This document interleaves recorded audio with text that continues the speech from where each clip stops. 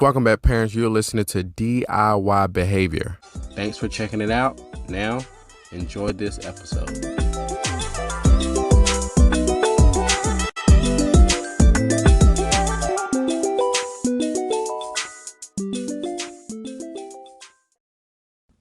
I received a question from an anonymous person, and the question is this: how do I teach my child who is 3+ to follow instructions and to listen to us? Supposing us meaning mom, dad, maybe some other guardian who's in the house. Anonymous goes on to say, when we tell him to stop or don't do this, he will purposefully go and do it and make us very angry, and will only stop when we start scolding him. He also like to run around when it's outside. We try to tell him to stop by telling him he would get lost. He did stop for a while, but after that he started again. In school, the teacher's feedback is he is well behaved and following instructions, but at home he is not. I really don't know how to teach my child. Please help me. Desperate mom here. All right, first and foremost, mom, just know that you're not alone. There's a million parents out there who may go through this, whether they want to say it or not. All right, let's get straight to it. First and foremost, I guess the main thing that if you fix would definitely go in your favor and would help you work smarter, not harder, is the topic of motivation. By reading this, essentially your kid has no motivation at all to follow instructions from you. There's no reason, there's no purpose from their perspective. What do I mean by motivation? So motivation is basically the desire or the willingness to do something, right? In this moment, there's no desire or willingness for your kid to follow instructions from you, dad, or whoever's there. And in my experience for working with kids and working closely with parents, is you do have that audience who gets the need for motivation to get their child to follow instructions, accept no, or do whatever that's required out of them. Some, on the other hand, don't believe that they should be, they have to be motivated to do something. They should do it just to do it. And my response to them is always this: we as adults to this day, we require motivation for everything. The thing with a lot of us is we don't really realize it, right? All right, some examples is this. First one: no one really wants to actually go to work, especially when you have kids and spend time away from kids. But what motivates us is what? Getting paid so we can pay for bills, we can pay for shelter, groceries, X, Y, and Z, right? Car note, insurance, all that stuff. We don't want to go grocery shopping. Grocery shopping is a hassle. They even made it very easy to just do it electronically. But still, we don't want to go grocery shopping. It takes a lot of time. But what motivates us is when we see the food is getting low in the fridge or in the pantry. Or what motivates us is the potential of being hungry and home. That motivates us. If you like me, you hate doing laundry. I hate folding clothes and washing clothes and all that stuff. But what motivates me to get it done is seeing that dirty pile of clothes pile up, and also seeing the clean clothes in my closet dwindle down.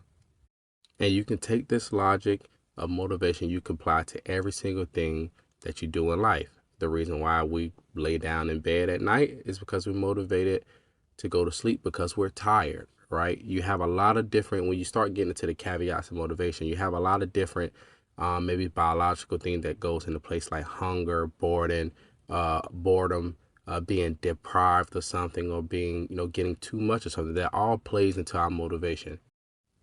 Now, how can you get your kid, or how can you benefit from your kid's motivation to your advantage?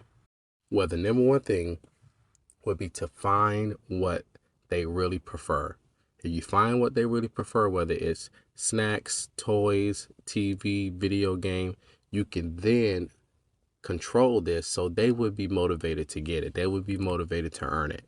I have an episode on controlling highly preferred activities and items, because that taps into your kid's motivation. If your kid has free access to whatever they really want, then there's no way you can get them, or you can motivate them to follow instructions from you. Like, it just simply won't happen. If we have free access to money, we won't work for anybody. If we had free access to food, there wouldn't be no need to go grocery shopping. But because these items, these highly preferred items, are controlled by somebody, some business, they could then tap into our motivations to get what they want us to do. take the same logic and apply it with your kiddos. If you control their highly preferred items, I like to call it their Disneylands, like things that they're really, really prefer and like can't go a day without.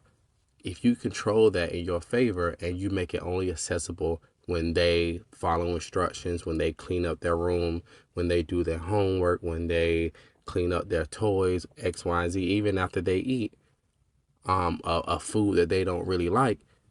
If you control those things, if you control their Disneyland, you in turn can potentially motivate them to follow those instructions from you, right? It'll be a total 90-day difference if you haven't tried this already. Now, just as fast or just as effective finding out or increasing their motivation can be, it also would be good to note and also would be good to know how to identify when they lose motivation on something. A lot of the parents may assume that their kid, because they worked for it in the past, that they will continue working for it.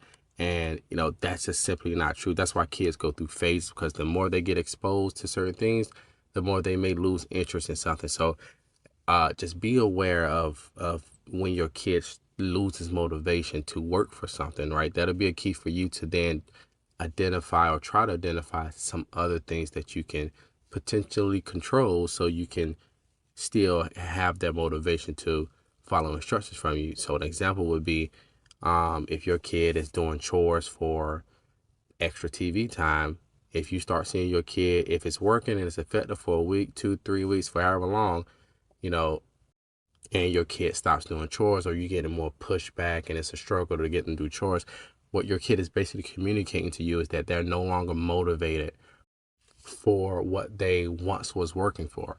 All right. And then that'll be on you as the parent to then be more vigilant and observable. Even you can ask them what they would like to work for. Therefore, you can keep that motivation going.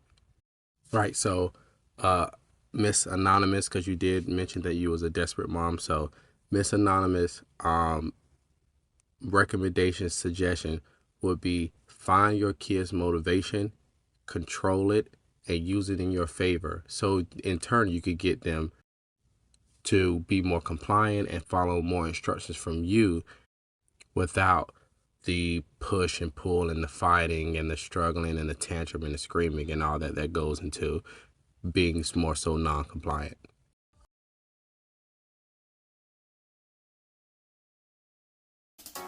All right, parents, if you haven't already, be sure to hit the thumbs up and subscribe to this podcast. Leave a brief comment in the comment box of this episode. Your feedback is definitely wanted. Tell me what you liked about this episode or what you didn't like. If you have a question about some challenges that you may be facing on your parenting journey, drop that in the comment box below and I'll do an entire episode on that question. Talk to you later. Make it a good one.